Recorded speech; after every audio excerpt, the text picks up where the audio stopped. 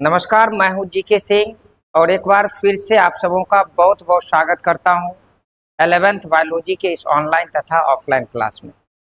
आज हम लोग अध्ययन करेंगे आपके 11th बायोलॉजी का एक सबसे महत्वपूर्ण टॉपिक, जिसका नाम होगा 5 जगत वर्गीकरण यानी 5 किंगडम क्लासिफिकेशन। तो चलिए हम लोग शुरू करते हैं।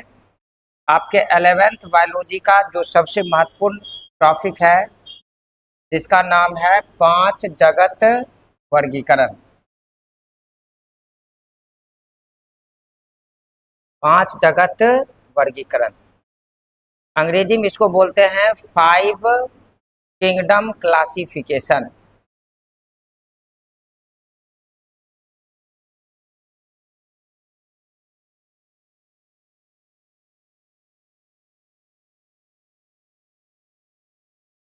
देखिए, ये आपका जो पहला अध्याय है एनसीईआरटी के अनुसार सजीव जगत का वर्गीकरण, इसी अध्याय का टॉपिक है।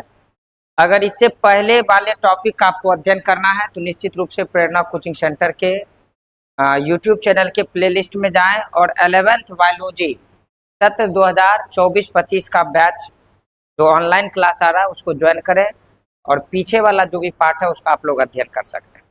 बच्चों, हम सबको पता है कि वर्तमान समय में दुनिया में जितने भी जीव हैं उनके सभी प्रजातियों को अध्ययन की सुविधा कौन से 1969 ईस्वी में R.H. हिटेकर के द्वारा R.H.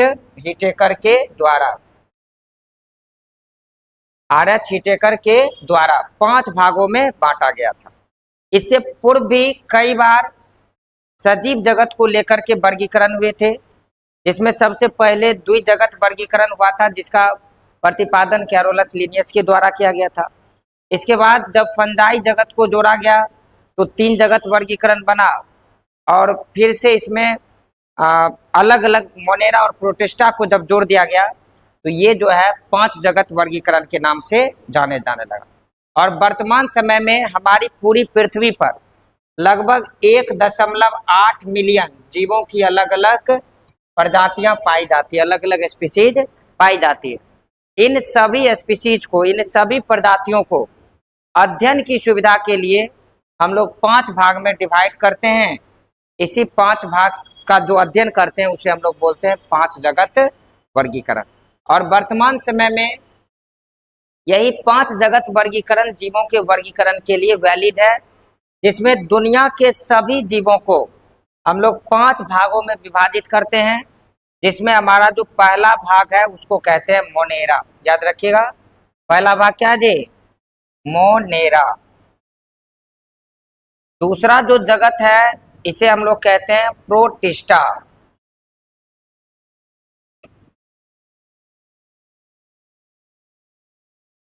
तीसरा जगत कौन सा है? फंजाई।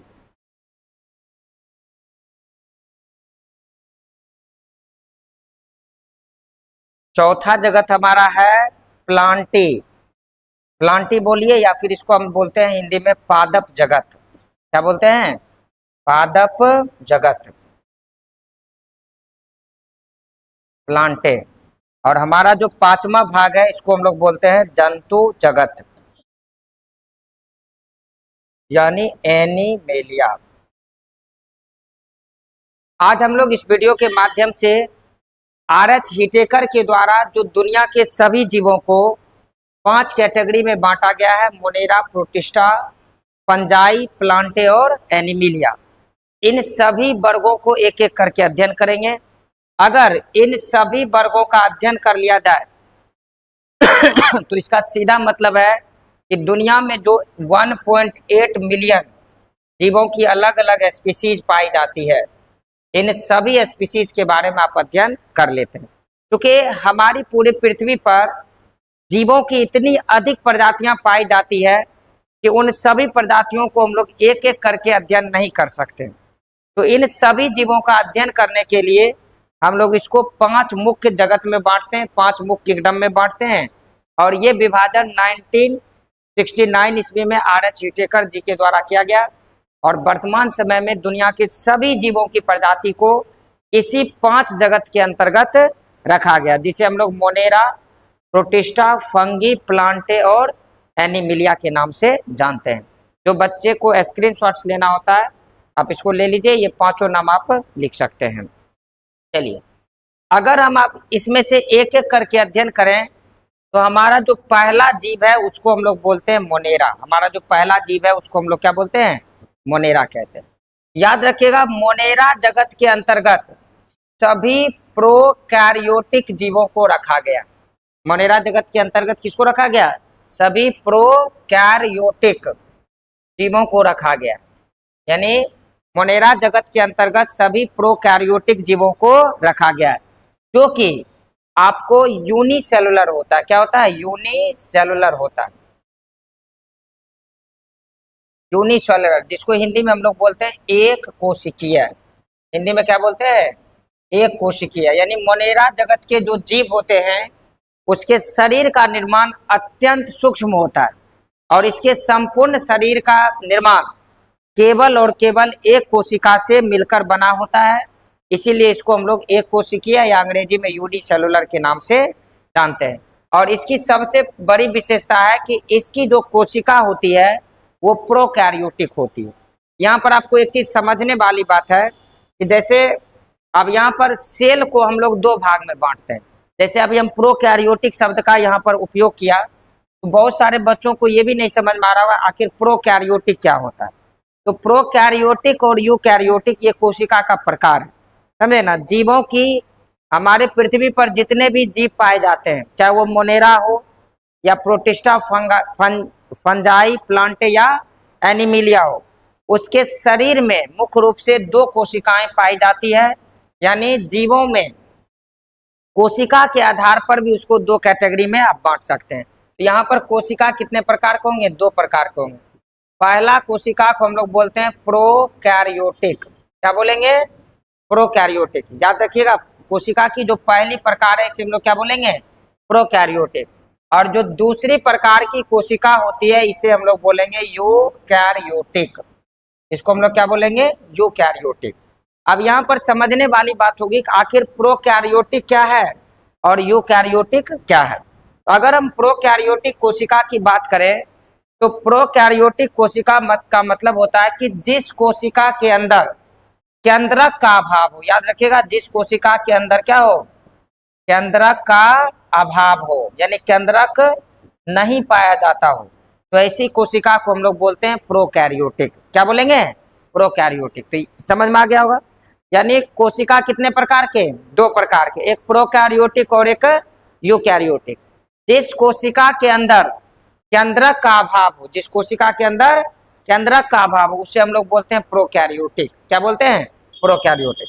और इसके अंतर्गत जितने भी मोनेरा जगत के जीव हैं, इसके अंतर्गत जितने भी मोनेरा जगत के जीव हैं वे सभी पाए जाते हैं। तो याद रखिएगा, प्रोकैरियोटिक के अंतर्गत मोनेरा जगत के जितने भी जीव हैं वो पाए जाएंगे। और इसका जस्ट विपरीत होगा यूकैरियोटिक। यूकैरियोटिक एक वैसी कोशिका होती है जिसके कोशिका के अंदर केंद्रक पाया जाता हो। जिसकी कोशिका के अंदर क्या हो? केंद्रक पाया जाता हो। जिसकी कोशिका के अंदर क्या हो? केंद्रक पाया जाता हो। तो जब केंद्रक पाया जाएगा तो उसे हम लोग बोलेंगे यूकैरियोटिक। क्या बोलेंगे? यूकैरियोटिक।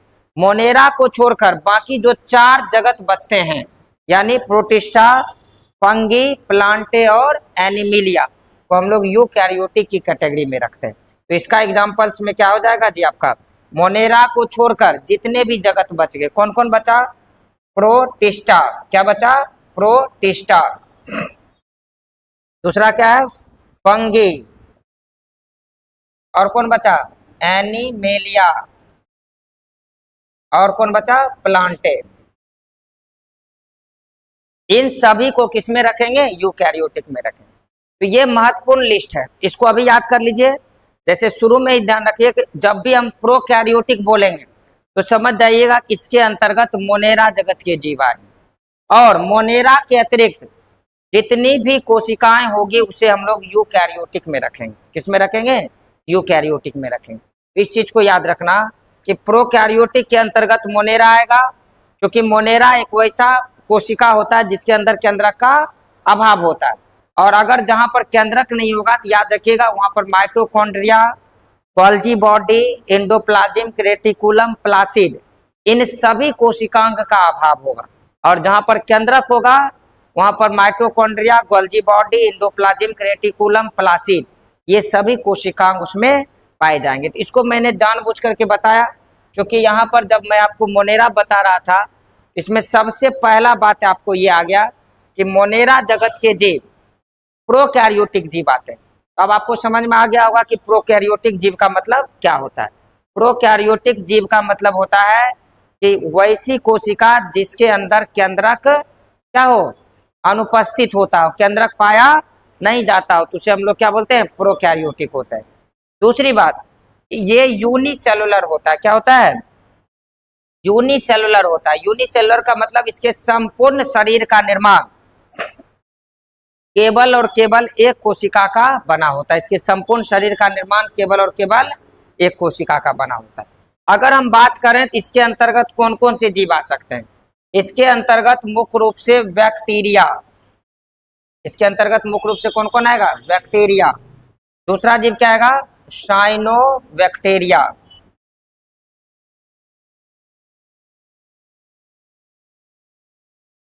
Actinomycetes, actinomycetes. और एक होता है आर्चे बैक्टीरिया।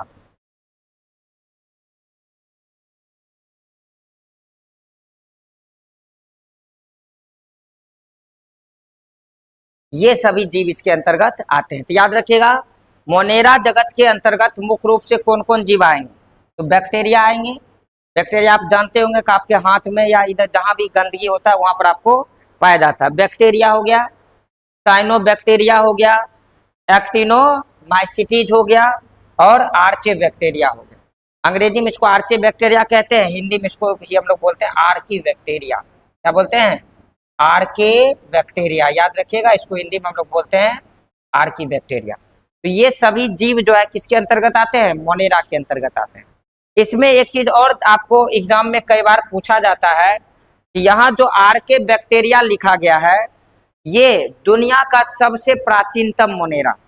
संभवतः ये माना जाता है कि जब से हमारी पृथ्वी पर जीवों की उत्पत्ति हुई है, तो सबसे पहला जो जीव है इस पृथ्वी पर उत्पन्न होने वाला वो आर्की बैक्टीरिया ही था।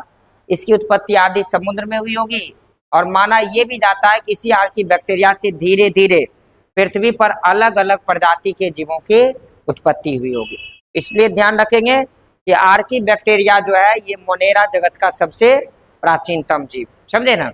और बैक्टीरिया तो खतरनाक है ही। आप देखते होंगे कि अक्सर पूरे विश्व भर में जो सबसे अधिक बीमारियां फैलाने वाला सूक्ष्म जीव है वो बैक्टीरिया ही है। आजकल इससे भी खतरनाक खतरनाक सूक्ष्म जीव आ गए, लेकिन प्राचीन समय से बैक्टीरिया के कारण बहुत सारे जो बीमारियां हैं वो हमारे आसपास के क्षेत्रों में उत्पन्न होती है। ये इतने अत्यंत सूक्ष्म जीव होते हैं कि जिन्हें हम अपनी खुली आंखों से देख भी नहीं सकते हैं, और ये हमारे आसपास में रहता है, हमारे जीवन का हिस्सा बन जाता है, हम लोगों को पता नहीं चलता। जैसे बहुत सारे लोगों को आदत होता है कि कहीं किसी के रूम पे गए, खाना बन रहा है, उसका मित्र खा रहा, गया एकदम शुरू हो गया, कम से कम हाथ धो लेना चाहिए, क्योंकि आपके हाथ में बहुत सारा बैक्टीरिया होता है और ये बैक्टीरिया कहीं ना कहीं आपको बीमार बनाने में सक्षम होता है। इस चीज को ध्यान रखेंगे। और ये सभी सूक्ष्म जीव किसके अंतर्गत आते हैं, मोनेरा जगत के अंतर्गत आते हैं। अब ये तो मैंने आपको समझा ही दिया था।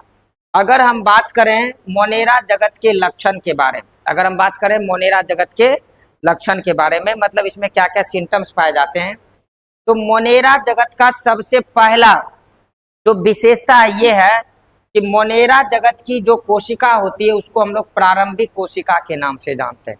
ये बात तो आपको पता ही है, क्योंकि आर्की बैक्टीरिया इसी के अंतर्गत आता है। और आर्की बैक्टीरिया जब इस दुनिया का सबसे प्राचीनतम जीव है, तो इसका मतलब है कि इस जगत के जो जीव हैं उसकी कोशिका इस पृथ्वी की सबसे प्रारंभिक कोशिका होगी। यानी इस पृथ्वी पर जब सबसे पहली बार कोशिका का निर्माण हुआ होगा, तो सबसे पहले किस जगत के जीव की कोशिका का निर्माण हुआ होगा, मोनेरा जगत के जीव की कोशिका का निर्माण हुआ होगा। तो याद रखिएगा, मोनेरा जगत के जो जीव हैं इसकी जो कोशिका होती है इसको हम लोग प्रारंभिक कोशिका के नाम से जानते हैं। ये पहला बात हो गई। दूसरा, मोनेरा जगत के जीव की कोशिका में केंद्रक कला का अभाव होता है। केंद्रक कला का अभाव होता है। एक दिन आप पूछे थे ना कि केंद्रक कला क्या होता है। एक आवरण होता है जिसको क्या बोलते हैं, मेम्ब्रेन बोलते थे ना। क्या केंद्रक झिल्ली हिंदी में बोलते हैं, अंग्रेजी में प्लाज्मा मेम्ब्रेन कहते हैं। तो ये केंद्रक कला का अभाव होता है किसमें, मोनेरा जगत के जीवों में। मोनेरा जगत के जीवों में क्या होता है, केंद्रक कला का अभाव होता है। इसी कारण इस जगत के जीव को हम लोग बोलते हैं प्रोकैरियोटिक। और केंद्रक कला का अभाव होना मतलब केंद्रक का अभाव होना, समझे। अब चूंकि केंद्रक ही नहीं पाया जाएगा तो केंद्रक कला कहाँ से आएगा, क्या जी। तो केंद्रक का भी अभाव होता है और केंद्रक के अभाव होने के कारण इसमें ना तो आपको माइटोकॉन्ड्रिया,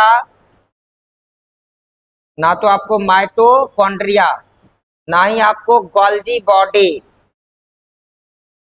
ना ही आपको इंडोप्लाज्मिक रेटिकुलम, ना ही आपको इंडोप्लाज्मिक रेटिकुलम, और ना ही इसमें आपको प्लासिड पाया जाएगा। ना ही इसमें क्या पाया जाएगा, प्लासिड पाया जाएगा। तो जहां केंद्रक नहीं पाया जाएगा तो याद रखिएगा केंद्रक की अनुपस्थिति के कारण इस प्रकार की कोशिका में ना तो माइटोकॉन्ड्रिया, ना ही गोल्जी बॉडी, ना ही इंडोप्लाज्मिक रेटिकुलम और ना ही प्लासिड पाया जाएगा। तो ये सभी चीज का भी इसमें क्या हो जाएगा, अभाव हो जाएगा। अगर हम बात करें इसकी कोशिका की तो इसकी कोशिका के चारों ओर एक मजबूत आवरण पाया जाता है। याद रखिएगा मोनेरा जगत के जितने भी जीव होंगे उसकी कोशिका के चारों ओर एक मजबूत आवरण पाया जाता है। इसकी कोशिका के चारों ओर क्या पाया जाएगा, एक मजबूत आवरण पाया जाएगा। अगर हम इसके प्रजनन की बात करें तो इसमें मुख्य रूप से, मुख्य नहीं प्रायः लगभग अलैंगिक प्रजनन की प्रक्रिया होगी। यानी हमेशा इसमें आपको एसेक्सुअल रिप्रोडक्शन की ही प्रक्रिया होगी। लेकिन कुछ कंडीशन में, जैसा कि आपके एनसीईआरटी में लिखा हुआ है कि कुछ कंडीशन में इन केस इसमें लैंगिक प्रजनन की भी प्रक्रिया हो सकती है। लेकिन आपको ध्यान रखना कि प्रायः इस जगत के जो जीव हैं इसमें अलैंगिक यानी एक ही जीव के माध्यम से नए जीव के उत्पत्ति होगी। इसमें गैमेट्स का मिलने उलने वाला प्रक्रिया नहीं होता, इसमें मेल और फीमेल वाला कोई बात नहीं होता। इस चीज को हमेशा याद रखना। चलिए अगर हम बात करें तो हमको पता है कि यह अत्यंत सूक्ष्मदर्शी जीव है। इसको देखने के लिए हमें माइक्रोस्कोप की आवश्यकता पड़ती है, क्या जी। और ये इतने सूक्ष्म जीव होते हैं कि हमारे आसपास हमेशा मौजूद रहते हैं। जैसे अभी हमारे पास में ये पेन है, इसमें भी बैक्टीरिया होगा, हमारे हाथ में भी बैक्टीरिया है, आप जिस कॉपी पर लिख रहे हो उसमें भी बैक्टीरिया होगा। लेकिन इतने सूक्ष्म होते हैं कि हम लोग इसको देख नहीं पाते हैं। अगर देखेंगे ना तब खाना नहीं खा पाएंगे, इतने बैक्टीरिया हमारे आसपास में मौजूद होते हैं। और एक एक बैक्टीरिया से भांति भांति प्रकार की बीमारियां उत्पन्न होती है। लेकिन ये हमको दिखता नहीं है और हम जाने अनजाने में बहुत सारे बैक्टीरिया को अपने जीवन का हिस्सा बना लेते हैं। और जब ये बैक्टीरिया हमारी इम्यूनिटी सिस्टम को कमजोर कर देती है ना तो हम लोग में बीमारी हो जाता है। और जब तक हमारा इम्यूनिटी सिस्टम मजबूत है, आप कितनों बैक्टीरिया खा लें, आपके शरीर के अंदर जो ही बैक्टीरिया जाएगा ना इससे लड़ने वाला प्रक्रिया शुरू हो जाता है, समझे ना। हाँ, जब ये हावी हो जाएगा तब आप में विभिन्न प्रकार की बीमारियां देखने को मिल सकती है। अगर हम पोषण की बात करें तो इसके पोषण में भी विविधता देखने को मिलती है। पोषण भी इसमें एक प्रकार का नहीं होता है। इस जगत के कुछ जीव आपको विषम पोषी होंगे। इस जगत के कुछ जीव आपको क्या होते हैं, विषम पोषी, जैसा कि हम लोग होते हैं, समझे। तो जिस तरह के हम लोग होते हैं उसी तरह के इसमें कुछ जीव होते हैं जिसको हम लोग बोलते हैं विषम पोषी। या फिर इस जगत के कुछ जीव आपको प्रकाश संश्लेषी भी हो सकते हैं, प्रकाश संश्लेषी भी हो सकते हैं। और इस जगत के कुछ जीव आपको रसायन संश्लेषी भी होते हैं। क्या होते हैं, रसायन संश्लेषी भी होते हैं, रसायन संश्लेषी भी होते हैं। इसका मतलब हुआ कि आसपास में अगर कोई केमिकल वगैरह है या कोई कार्बनिक पदार्थ है तो उसको ये ग्रहण करके अपना जीवन यापन कर सकता है। तो अगर हम इसके पोषण की बात करें तो इसके पोषण में निश्चित रूप से आपको विविधता देखने को मिलती है। इसमें कुछ जीव विषम पोषी होते हैं, कुछ जीव प्रकाश संश्लेषी होते हैं, जैसे पेड़ पौधे अपना भोजन बनाते हैं।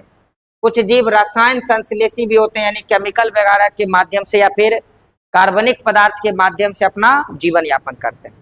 और इस जगत की जो सबसे बड़ी विशेषता है वो ये है कि ये हमारे जीव मंडल में क्या करता है, मृत कार्बनिक पदार्थ का अवशोषण कर लेता है। हमारे वायुमंडल में क्या करता है, ये मृत कार्बनिक पदार्थ का अवशोषण कर लेता है। मृत कार्बनिक पदार्थ का क्या करता है, अवशोषण, या इसको विघटन कर देता है, विघटन। जिसके कारण हमारी पृथ्वी पर जो भी पुराने जीव मरते हैं ना, उसका बॉडी डिकम्पोज हो जाता है। अगर मोनेरा जगत का जीव नहीं होता तो हमारी पृथ्वी पर एक भी ऐसा स्थान नहीं बचता जहां पर हम लोग खड़ा रह सकते थे। हमारी पूरी की पूरी पृथ्वी एक मृतकों का टीला बन जाता, और पृथ्वी पर आपको कहीं भी कोई भी ऐसा स्थान नहीं मिलता जहां पर कि जीवों का अवशेष ना हो। लेकिन क्या होता है कि ऐसा नहीं है। जैसे अभी आप जहां पर क्लास ले रहे हैं, यहाँ भी कभी बहुत सारे मृतकों का टीला होगा, लेकिन अभी क्या है कि साफ सुथरा एकदम पूरा का पूरा मस्त चकाचक क्लासरूम दिख रहा है। क्या जी?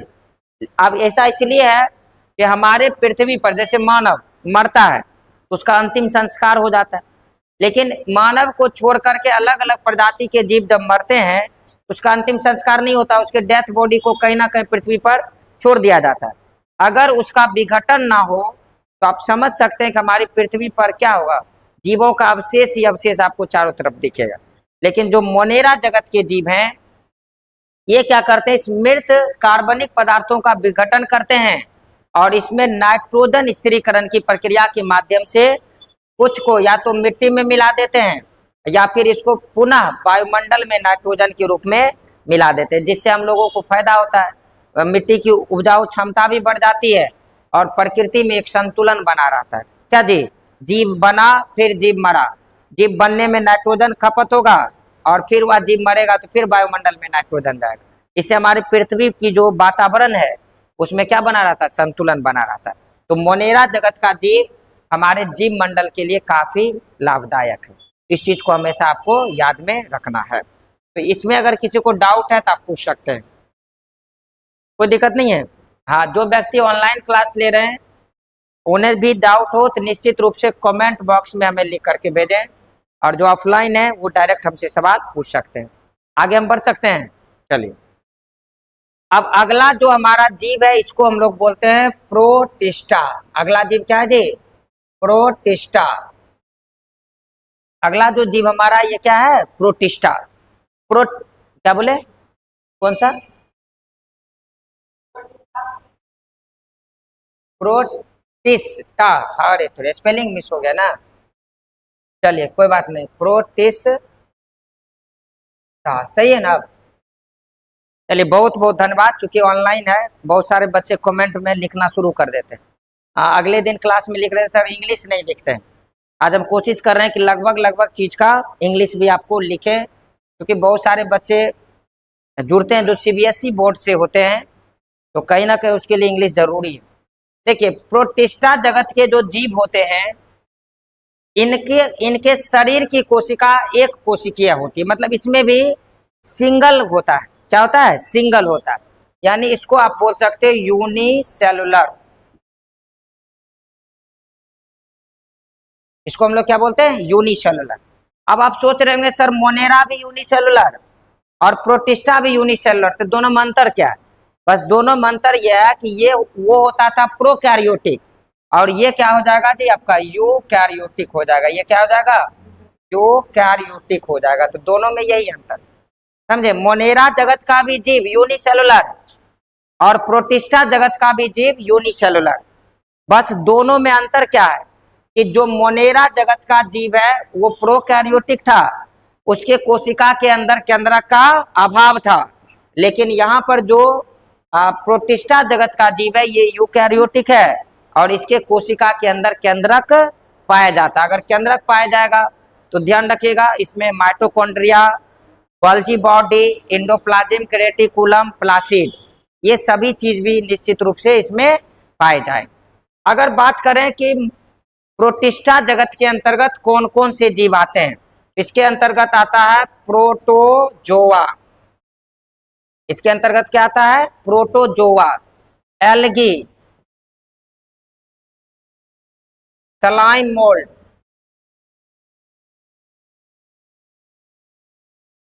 समझे? ये सभी जीव इसके अंतर्गत आते हैं। यानी उसके अंतर्गत कौन कौन है? बैक्टीरिया, साइनोबैक्टीरिया, एक्टिनोमाइसीटीज और आर्की बैक्टीरिया। लेकिन प्रोटिस्टा के अंतर्गत आता है प्रोटोजोआ, एल्गी और सलाइम मोल्ड। मुख्य रूप से ये 3 जीव आते हैं किसके अंतर्गत? प्रोटिस्टा के अंतर्गत। अगर हम बात करें इसके कुछ सिम्टम्स की, इसके कुछ लक्षण की, तो प्रोटिस्टा जगत का सबसे पहला लक्षण ये होता है कि इस जगत के जीव एक कोशिकीय होते हैं, तो ये एकल यानी सिंगल भी रह सकते हैं और कभी कभी ये समूह के रूप में भी पाए जा सकते हैं। तो इसमें ये ध्यान रखना कि अधिकांश प्रोटिस्टा सिंगल ही रहता है, मतलब एक एक प्रोटिस्टा अलग अलग जगह पर है। लेकिन कभी कभी ये प्रोटिस्टा कॉलोनी बना करके भी रह सकता है, समुदाय बना करके भी रह सकता है। तो दोनों बात याद रखना कि प्रोटिस्टा जगत के जीव सिंगल भी रह सकते हैं और मैक्सिमम सिंगल ही रहता है, लेकिन कभी कभी इनकेस इस जगत के जो जीव हैं वो समूह बना करके भी पाए जा सकते हैं। दूसरी विशेषता एकदम इजी है कि इसके शरीर का जो निर्माण होता है या शरीर की जो कोशिका होती है वो यूकैरियोटिक होती है, और जब ये यूकैरियोटिक होगी तो कहने की जरूरत नहीं है, इसमें mitochondria, Golgi body, endoplasmic reticulum, placid, ये सभी कोशिकांग इसमें पाए जाएंगे। और इस प्रकार की कोशिका के अंदर निश्चित रूप से केंद्रक पाया जाएगा। इस कोशिका के अंदर निश्चित रूप से क्या पाया जाएगा जी? केंद्रक पाया जाएगा। तो 2 चीज समझ में आ गया ना। प्रोटिस्टा जगत का जो पहला लक्षण था ये है कि इस जगत के जीव अधिकांशतः सिंगल रहेंगे, एक एक की संख्या में रहते हैं, लेकिन कभी कभी इस जगत के जो जीव हैं वो समूह बना करके भी रह सकते हैं, वो एक कॉलोनी बना करके भी रह सकते हैं। इस जगत के जो अधिकांश जीव होते हैं वो अधिकांश नहीं, सभी जीव यूकैरियोटिक होते हैं। इसकी कोशिका के अंदर केंद्रक पाया जाता है, और ये जो केंद्रक है इस केंद्रक के अंदर आपको mitochondria, Golgi body, endoplasmic reticulum, placid, ये सभी आपको देखने को मिल सकते हैं। अगर हम बात करें तो कुछ प्रोटिस्टा ऐसे भी होते हैं जिसके कोशिका के अंदर पाए जाने वाले कोशिका द्रव्य में, कोशिका द्रव्य समझते हैं ना, कोशिका के अंदर पाए जाने वाला जो लिक्विड होता है उसको हम लोग बोलते हैं कोशिका द्रव्य। इस कोशिका द्रव्य में एक से अधिक केंद्रक भी पाए जा सकते हैं। बहुत सारे ऐसे प्रोटिस्टा हैं जिनके कोशिका के अंदर एक से अधिक केंद्रक पाए जा सकते हैं, जिसकी कोशिका के अंदर जो कोशिका द्रव्य है, साइटोप्लाज्म है, उस साइटोप्लाज्म में एक से अधिक केंद्रक पाए जा सकते हैं।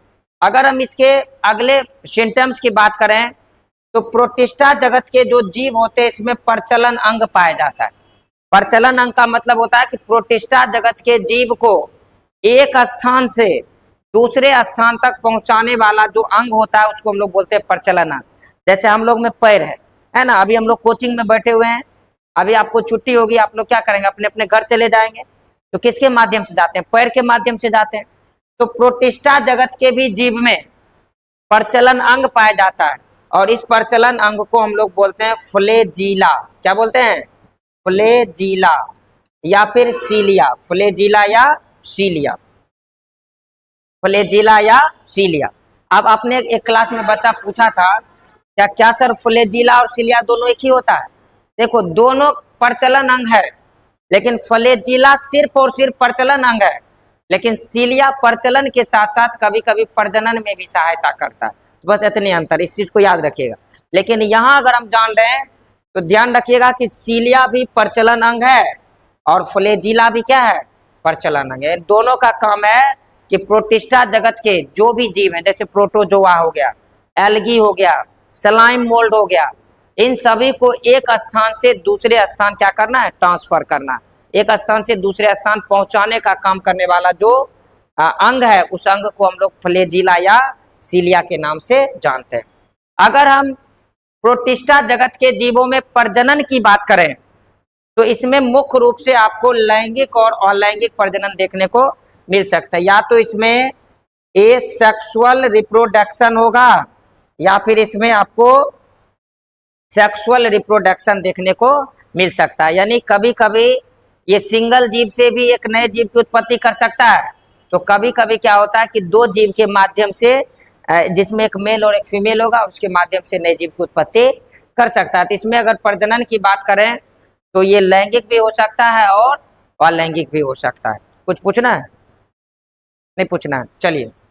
अगर हम इसके जीवन अवधि की बात करें तो चूंकि प्रोटिस्टा जगत के अंतर्गत बहुत सारे जीव आते हैं, तो कुछ जीवों की जीवन अवधि कम होती है और कुछ जीवों की जीवन अवधि अधिक होती है। मतलब प्रोटिस्टा जगत के जितने भी जीव हैं उन सभी जीवों के बीच उनका जो जीवन अवधि होता है वो अलग अलग होता है। जीवन अवधि आप समझते हैं ना, शुरू में ही बताए थे कि किसी भी जीव के जन्म से लेकर उसकी प्राकृतिक मृत्यु तक के समय को जीवन अवधि कहते हैं। जैसे मान लो कोई व्यक्ति 2000 ईस्वी में जन्म लिया और 2050 ईस्वी तक जीवित रहा तो उसका जीवन अवधि 50 साल हो गया, क्या जी। और कोई व्यक्ति 2000 में जन्म लिया 2100 में मरा तो उसका जीवन अवधि 100 वर्ष का हो गया, इसको बोलते हैं जीवन अवधि। तो जो प्रोटिस्टा जगत के जीव हैं इसमें प्रोटोजोआ का जीवन अवधि अलग होगा, एल्गी का जीवन अवधि अलग होगा, स्लाइम मोल्ड्स का जीवन अवधि अलग होगा। तो इसीलिए हमने यहाँ पर लिखाया है कि जो प्रोटिस्टा जगत के जीव होते हैं इसमें अलग अलग जीवों की जो जीवन अवधि होती है वो क्या होती है, अलग अलग होती है। अलग अलग जीवों की जीवन अवधि क्या होती है, अलग अलग होती है। अगर हम इसके पोषण की बात करें तो ये स्वपोषी और परपोषी दोनों हो सकते हैं। कुछ जीव ऐसे होते हैं जो पेड़ पौधे की तरह भोजन बनाता है और अब अपना भोजन बनाने के लिए किसी दूसरे की सहायता नहीं लेता है, इसको स्वपोषी बोलेंगे। और कुछ जीव ऐसे होते हैं जो कि हम लोग की तरह प्रत्यक्ष या अप्रत्यक्ष रूप से भोजन के लिए पेड़ पौधे पर डिपेंडेंट करता है, तो ऐसे जीव को हम लोग बोलेंगे परपोषी। क्या बोलेंगे, परपोषी बोलेंगे। तो अगर हम पोषण की बात करें तो ये सभी हो सकते हैं। तो कुल मिलाकर आपको 7 ऐसे सिम्टम्स बताएं जो मुख्य सिम्टम्स है किसके, प्रोटिस्टा जगत के जीवों का। अगर किन्हीं को कुछ पूछना है तो पूछ लीजिए, और जो हमसे ऑनलाइन जुड़े हुए हैं वो कमेंट बॉक्स में पूछ सकते हैं। किसका,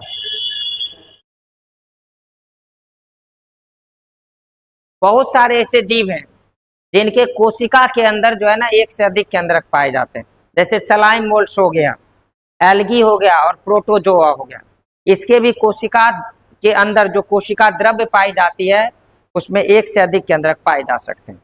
समझे ना? और कुछ पूछना नहीं ना?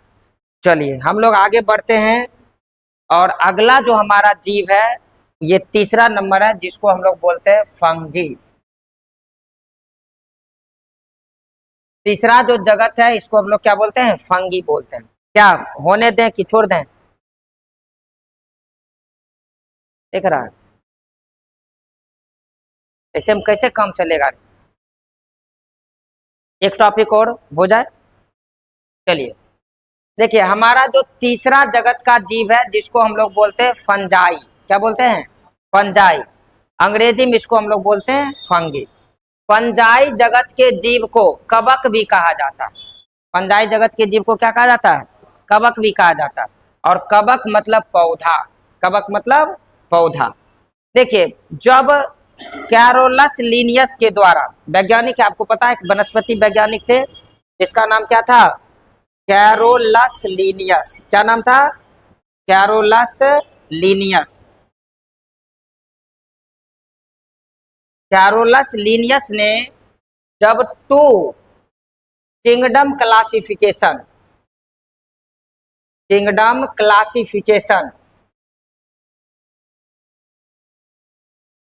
का प्रतिपादन किए थे, तो ये जो फंजाई जगत के पौधे हैं जिसके अंतर्गत मशरूम, ईस्ट वगैरह आते हैं, इसको रखा गया था प्लांटे वर्ग में। किस वर्ग में रखा गया था, प्लांटे वर्ग में। ये जो फंजाई है ये 2 किंगडम क्लासिफिकेशन के अनुसार रखा गया था। इसको किसमें, प्लांटे वर्ग में। किस वर्ग में रखा गया था, प्लांटे वर्ग। लेकिन प्लांटे वर्ग का एक रूल था कि वैसा जीव जो स्वपोषी हो, यानी अपना भोजन स्वयं बनाता हो, जिसमें क्लोरोफिल पाया जाता हो। लेकिन जब बाद में अध्ययन किया गया तो पता चला कि जो कवक होता है ना इसमें क्लोरोफिल नहीं पाया जाता। इसमें क्या नहीं पाया जाता जी, क्लोरोफिल इसमें नहीं पाया जाता, इसमें क्लोरोफिल नहीं पाया जाता। अब क्लोरोफिल की अनुपस्थिति के कारण, इसमें क्लोरोफिल क्या था, अनुपस्थित था। इसमें क्लोरोफिल क्या था, अनुपस्थित था। अब चूंकि क्लोरोफिल नहीं पाया जाता है तो इसका मतलब ये जीव क्या हो जाएगा, परपोषी हो जाएगा, अपना भोजन स्वयं से बनाने में सक्षम नहीं होगा। अतः जब R.H. हिटेकर के द्वारा 5 जगत वर्गीकरण बनाया गया था तो फिर से क्या किया कि फंजाई जगत एक अलग से बनाया गया और इस जगत के अंतर्गत कवक को शामिल कर दिया गया। तो इसमें हम लोग सीखने वाली बात क्या है कि जो फंजाई जगत है इसको कवक भी कहा जाता है और कवक एक प्रकार का पौधा है। और जब कैरोलस लिनियस के द्वारा 5 जगत वर्गीकरण बनाए गए थे तो इसको रखा गया था प्लांटे वर्ग में, यानी पादप जगत में रखा गया था, क्योंकि पौधा जैसा दिखता था। लेकिन बाद में जब रिसर्च हुआ तो पता चला इसमें क्लोरोफिल पाया नहीं जाता, मतलब पर्णहरित पाया नहीं जाता। अब क्लोरोफिल चूंकि नहीं पाया जाता था, अतः इसको फिर से एक अलग कैटेगरी इसके लिए बनाई गई, एक अलग किंगडम बनाई गई और इस किंगडम का नाम दिया गया फंजाई, यानी अंग्रेजी में इसको बोलेंगे फंगी, और इसको एक अलग कैटेगरी में रखा गया और इस तरह से एक नए जो किंगडम है उसका निर्माण। अब हम लोग जान लेते हैं आखिर ये दिखता तो पौधा जैसा, लेकिन चूंकि पौधा नहीं है तब तो एक नए कैटेगरी में इसको बांटा गया है। आखिर इसका सिम्टम्स क्या है, इसके क्या क्या लक्षण हो सकते हैं? तो पहला लक्षण आपको पता है कि मोनेरा को छोड़ करके बाकी जितने भी जीव होंगे उसके शरीर की कोशिका आपको कैसी होगी जी? यूकैरियोटिक होगी। कैसी होगी? यूकैरियोटिक होगी। इसमें तो कोई किंतु परंतु नहीं है। यूकैरियोटिक कहने का मतलब हुआ कि इसमें केंद्रक पाया जाएगा। इसमें क्या पाया जाएगा? केंद्रक पाया जाएगा। और अगर केंद्रक पाया गया तो इसमें mitochondria, Golgi body, endoplasmic reticulum, placid, ये सभी कोशिकांग पाए जाएंगे। तो इसके लिए आप निफिक्र हैं। दूसरी सबसे बड़ी विशेषता यह है कि पहली बार इस जगत के जीव एक कोशिकीय भी होंगे और बहुकोशिकीय भी होंगे। इस जगत के कुछ जीव के पूरे शरीर का निर्माण केवल और केवल एक कोशिका से हुआ होगा। जैसे कि इसका एग्जांपल आप लिख सकते हैं ईस्ट। जैसे ईस्ट एक ऐसे फंगी जगत का जीव है जिसके पूरे शरीर का निर्माण केवल और केवल एक कोशिका से होता है। तो ये ईस्ट इसका उदाहरण है। तो कई बार एग्जाम में पूछा गया कि ईस्ट किस प्रकार का फंजाई है, एक कोशिकीय है या बहुकोशिकीय है? तो आपको क्या बोलना है? ईस्ट क्या है? एक कोशिकीय है। अब बहुत सारे बच्चे अगर ईस्ट नहीं समझ रहे हैं, सुन लीजिए, तो शराब वगैरह बनाने के लिए, बियर बनाने में इसका प्रयोग किया जाता है, ईस्ट का प्रयोग किया जाता है।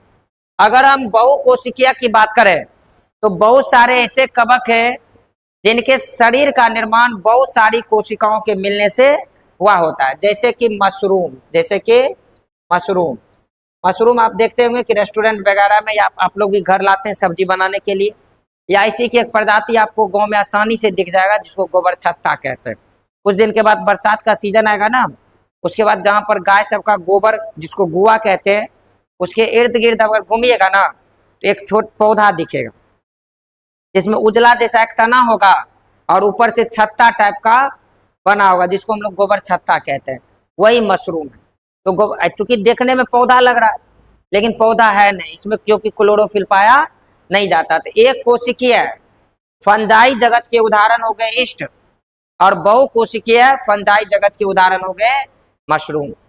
अगर हम बात करें इस जगत के जीव की तो ये अचल होता है, चूंकि पौधा है, पौधे को तो आप कभी भी चलते देखे नहीं होंगे।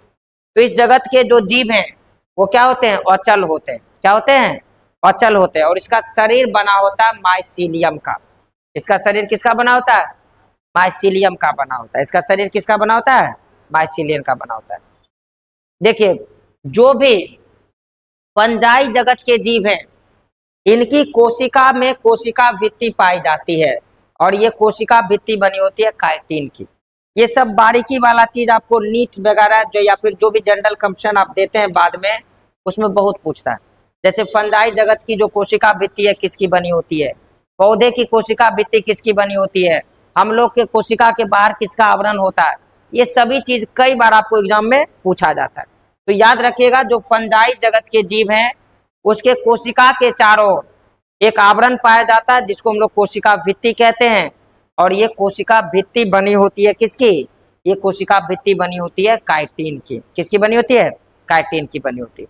अगर हम इसके पोषण की बात करें तो ये विषम पोषी जैसे कि हम लोग हैं, मतलब अपने भोजन के लिए प्रत्यक्ष या अप्रत्यक्ष रूप से किसी दूसरे पर डिपेंडेंट है। मृतोपजीवी मतलब मरे हुए सड़े गले पदार्थ को खाकर, जैसे गाय के गोबर पे देखते हैं गोबर छत्ता उग जाता है, इसको बोलेंगे मृतोपजीवी या परजीवी। किसी दूसरे शरीर जीवों के शरीर पर उग जाएगा और उसी से पोषण लेकर अपने लिए एनर्जी प्राप्त करेगा। जैसे बहुत सारे आप लकड़ी के कुंदे पर, वृक्ष के छाल पे भी आप देखेंगे कि जैसे अभी बरसात के समय में अगर पेड़ पौधे पर चढ़ते हैं फिसलता है, क्योंकि उसमें कजली धर लेता है। तो उस जगत के भी बहुत सारे जीव जो है वो फंजाई जगत के अंतर्गत आते हैं, तो इसको हम लोग परजीवी कहते हैं। अगर हम पोषण की बात करें तो इसमें पोषण की भी अलग अलग विधियां होती है। फंजाई जगत के कुछ जीव विषम पोषी हैं, जैसे हम लोग हैं।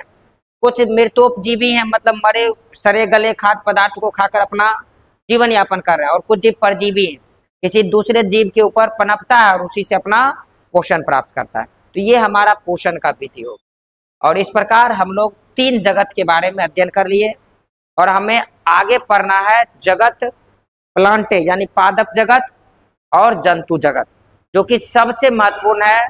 और अगले वीडियो में हम लोग उसको लेकर के आएंगे। और आज जो भी व्यक्ति ऑफलाइन क्लास कर रहे हैं तो उसको कल जो क्लास होगी उसमें हम लोग इसका अध्ययन करेंगे। वीडियो के लास्ट में हम आपको बता दें कि 11th बायोलॉजी का 2 ऑफलाइन क्लास भी चलती है, जो कि एक सुबह 10 से 11 है और दूसरा शाम में 5 से 6 है। अगर कोई छात्र ऑफलाइन क्लास करना चाहते हैं तो निश्चित रूप से इन दोनों बैच टाइम में से किसी एक बैच टाइम को चूज कर लें। और चूंकि बहुत सारे बच्चों की डिमांड होती है, सर मॉर्निंग बैच आप देते नहीं 11th वाले को, तो आप एक चीज ध्यान रखिए कि जहां भी बायोलॉजी में अधिकांश बच्चे होंगे उनके पास निश्चित रूप से मॉर्निंग बैच नहीं होगा, क्योंकि हम लोग सुबह 6 से 7, 7 से 8, 8 से 9 और 9 से 10 ये सभी बैच 12 बायोलॉजी को देते हैं, क्योंकि उसका बोर्ड एग्जाम रहता है और आप लोगों से पहले उसकी एडमिशन होती है। तो कहीं ना कहीं जो मॉर्निंग का बैच है वो इंगेज ही रहता है। तो आपको अगर मन से पढ़ना है तो एक्स्ट्रा समय में मेहनत करना ही पड़ेगा। बहुत सारे टीचर के पास मॉर्निंग में भी समय रहता है। हमें इस बात का समझ नहीं है कि 12 में उसका क्या बच्चे नहीं आए थे या फिर पहली बार आए, तो ही विकल्प हो सकते हैं। तो जो भी अच्छे शिक्षक होंगे उनका मॉर्निंग में बैच नहीं होगा। कुल यही सारांश है। तो कृपया करके थोड़ा सा गर्मी का समय एडजस्ट करें। इसीलिए मैं ऑनलाइन भी क्लास देता हूं कि अगर बीच बीच में आपका छूट रहा है तो बाद में भी इसको बैकअप कर लें, लेकिन जितना जल्दी से जल्दी हो सके आप लोग ऑफलाइन क्लास ज्वाइन कर लें। चलिए हम लोग कल मिलते हैं, तब तक आप सबों को गुड नाइट।